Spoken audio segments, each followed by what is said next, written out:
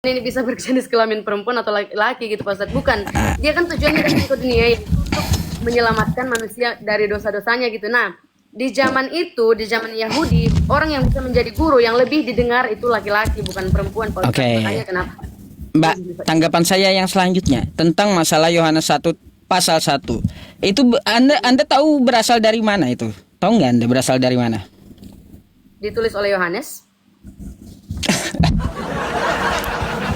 Mbak, Yohanes 1 pasal 1 bukan ajaran Yesus.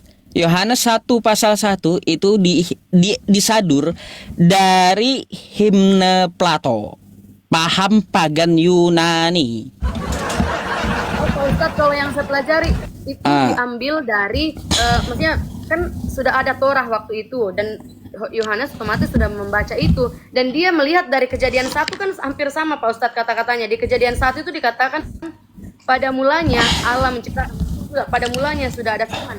Jadi itu referensinya dari kejadian 1 Pak Ustadz. Nah, saya nggak tahu sumber Pak Ustadz yang mengatakan itu diambil dari ajaran Mbak, ini, tapi kalau Anda katakan catatan saya gitu. Kalau Anda membenarkan dari kejadian 1 pasal 1 lalu Anda tabrakkan dengan firman menjadi manusia di Yohanes 1 pasal 1 nggak cocok. Karena apa? Dasarnya bukan dari perjanjian lama. Yohanes itu tulisannya, tapi dari pagan Yunani tersebut.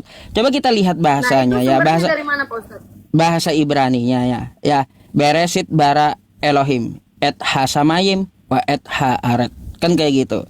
Pada mulanya Tuhan menciptakan langit dan bumi. Nah, kan kayak gitu ya.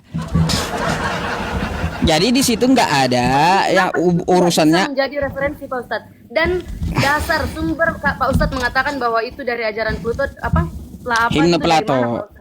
Nah, coba aja. Itu dari mana dasarnya? Saya boleh tulis dasarnya dari mana supaya nanti saya pelajari kenapa Pak Ustadz percaya itu. Karena kalau itu menurut kepercayaan orang lain, itu kan saya nggak bisa menjadikan referensi Pak Ustadz karena dari Alkitab saya dan apa yang saya pelajari berbeda gitu. Jadi kalau itu dari ajaran lain ya itu tidak bisa kami benarkan gitu. Kecuali itu dari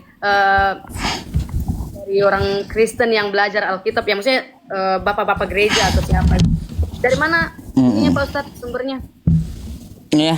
Jadi Yohanes 1 merujuk ke mana Pak Ustadz? Biar saya catat supaya nanti saya bisa inikan lagi. Ke himne Plato Yunani gitu. Yohanes 1 ayat 1 merujuk ke himne Plato. Dasarnya dari mana Pak Ustadz? Baca di mana? Biar saya cek nanti artikelnya atau apa gitu. Apakah benar? Nih, the meaning apa ini? Bentar. Bentar ya, webnya. Bentar.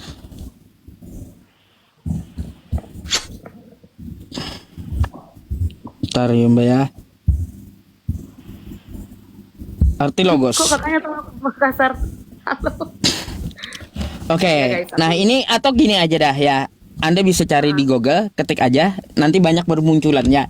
Saya munculkan satu dulu.